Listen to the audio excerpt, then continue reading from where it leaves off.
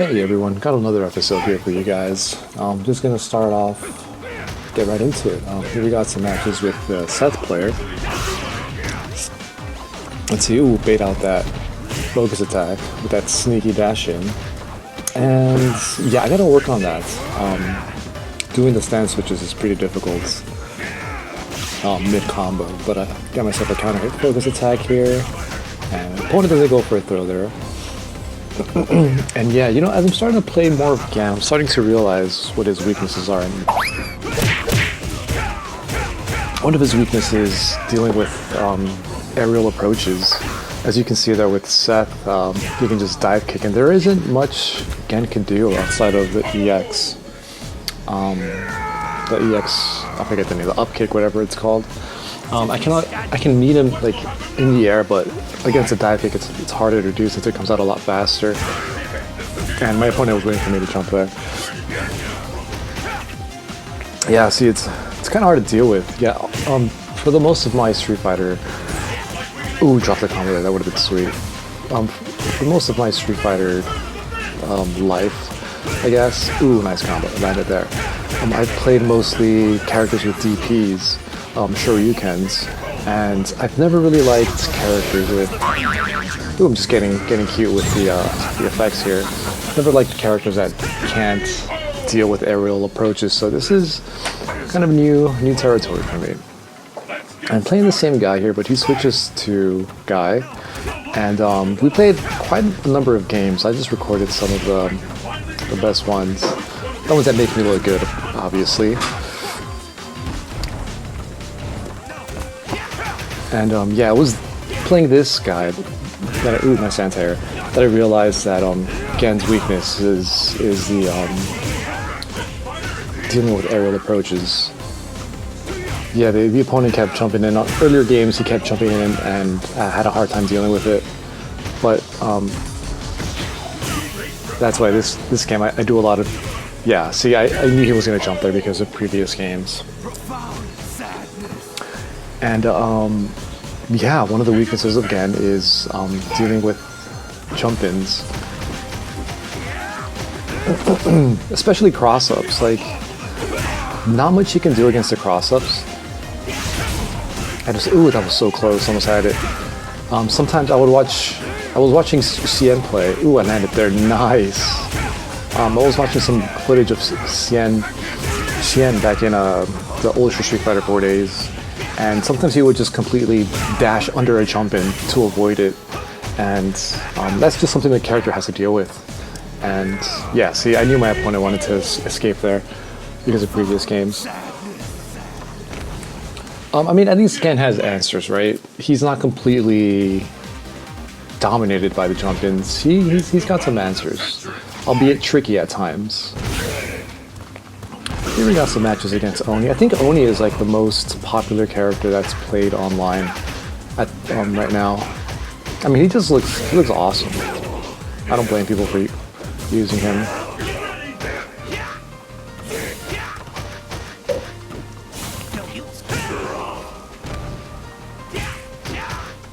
Oni also another one of the characters that's hard to use. See, I did a really good anti-air there. That was awesome. Ooh, got a whiff punish there. And here, I just block it. I don't care about the perfect. Yeah. Yeah, I'm getting a little bit more comfortable with that crane stance. What will happen now?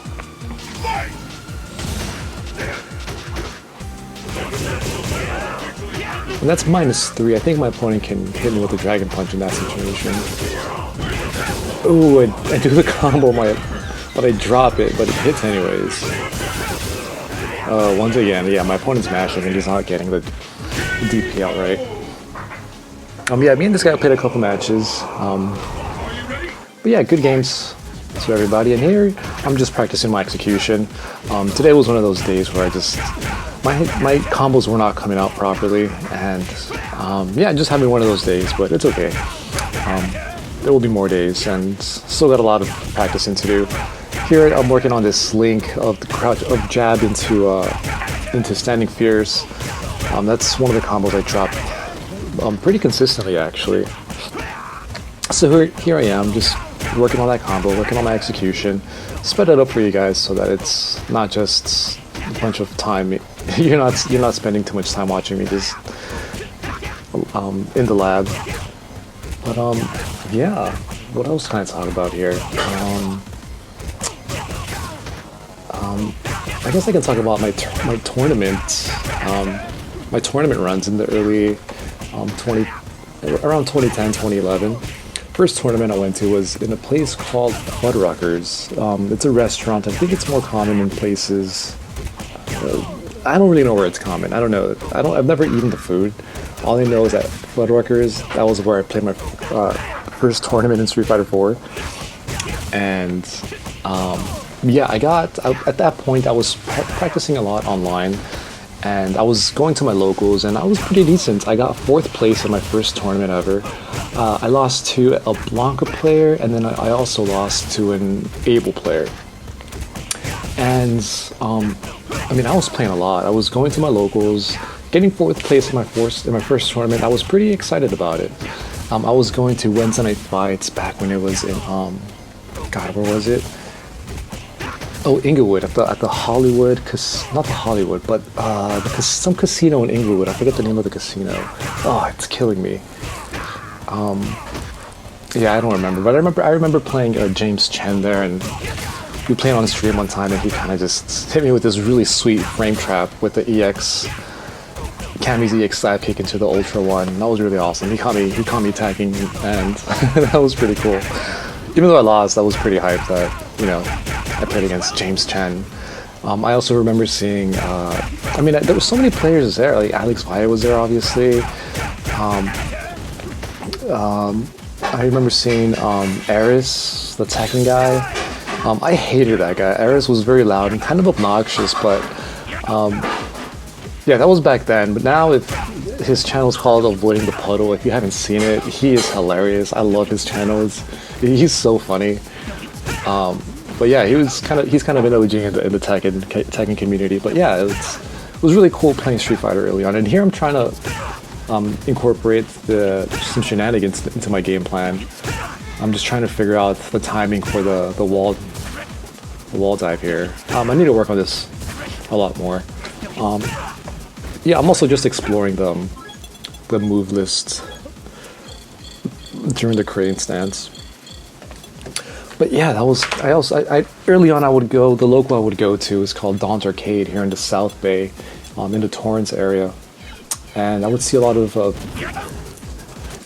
good players would come around. One player that I met, his name was Shane. He was a Chun-Li player in Street Fighter 4, and one year, the year we met, he got 8th place. I think this was 2012 or 2013. Yeah, he had a pretty successful run, and I was so excited that, you know, this guy, I considered him my friend. We would talk every now and then. Every Friday night, that's when they would, Don's Arcade would happen, and every Friday I'd see Shane and we'd talk. And I mean, he was a very chill dude, very quiet guy, very didn't really stand out, but it was very good. And yeah, I spent a lot of nights at that arcade. It was just it was Don's Arcade. I should give you the setting here. It's deep in Torrance, which is kind of like the South Bay area. If you don't know, it's south of Los Angeles. And ooh, it ended it with a nice combo here. And Don's Arcade, yeah, I mean, a lot of good players would come by. Not super famous players because it's kind of out of the way, out of LA. But yeah, some big names would show up every now and then. Shizm being one of them. He ended up passing away, I think, in like 2019, I think, or maybe sometime after 2020. I only know about it because Alex Valle tweeted it, and yeah, the last time I saw him was at Don's Arcade, around Street Fighter 5 era, sometime in like 2017, 2018. But yeah, when I heard about his passing, it was pretty sad. He had some sort of disease, but in any case, yeah, Street Fighter 4. And then that was my first tournament, Fuddruckers. And then the first major tournament I went to, it was called SoCal Regionals 2011. The highlight of that tournament was Tokido hitting a Raging Demon and standing in front of the screen with the demon on his back. Like, that was pretty hype. Alright, enough rambling. Here I got the last match for you guys before we close out the video, and this is a good one. This Dudley, he knows what he's doing. He's pretty good. And here I am, getting some whip punishes, trying to establish a good neutral game here. And I didn't do the sweep OS there. It's something I got to get back into the habit of. And there I am, looking for my opponents, looking for them to do a wake up or something. You gotta respect the wake up. And oh, that was close. He almost had that comeback. But yeah, after this game, which I ended up losing, spoiler alert, I had to look at the frame data because I do not remember much of the frame data for this game. I think what I'm going to start doing is having just the frame data open as I play, so that after matches or in between matches I can just quickly look at the frame data and see what's punishable, see how minus certain moves are. Yeah, like there, he was -1. I don't know what I pressed, but I try to take my turn back and he beats me.